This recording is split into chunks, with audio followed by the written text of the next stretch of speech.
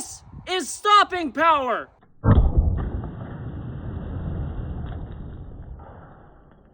Now, stopping power is a projectile's ability to incapacitate a target, and anyone that says it doesn't exist is either ignorant, stupid, or lying. There's no such thing as stopping power, bro. If stopping power doesn't exist, then why would you carry a gun at all? It's not like you're gonna stop anything with it. I'm guessing if stopping power doesn't exist, bullet size, bullet weight, bullet type, and bullet velocity wouldn't matter either. Matthias is really starting to sound like one of those guys that says 22 LR is just as effective as 45 ACP. If stopping power doesn't exist, Matthias, why do ammo companies spend thousands of dollars each year developing more effective defensive rounds? Somebody notify Federal. Matthias says there's no such thing as stopping power. It isn't real! If stopping power isn't real, then why do firearms instructors recommend hollow point ammunition for defensive use when they could just recommend the much cheaper range or ball ammo? See, we use hollow point rounds, Matthias, because hollow point rounds increase the energy dump into the intended target, which increases your chances of stopping said target. Notice how I said stop there. Big words here, Matthias. Try to keep up. They also decrease your chance of over-penetration in striking a target you didn't intend to shoot. If stopping power doesn't exist, then how come we always hear hunters recommend calibers like 44 Magnum, 357 Magnum, and 10mm for bear defense,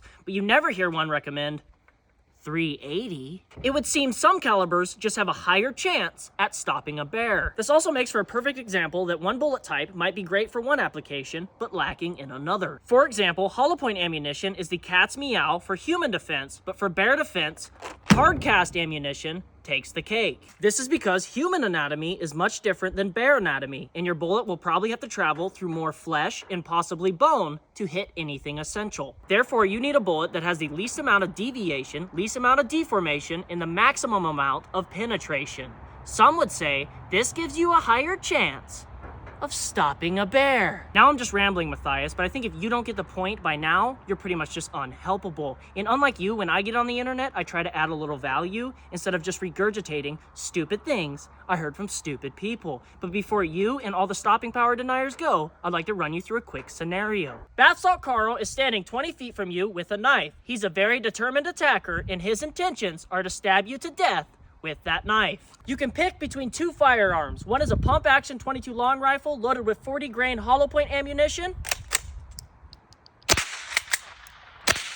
The other is a pump-action shotgun loaded with 9 pellet double-aught buck. Which firearm do you think has a higher chance of stopping Carl before he stabs you? Since stopping power isn't real, please let me know in the comments which firearm you would choose and why.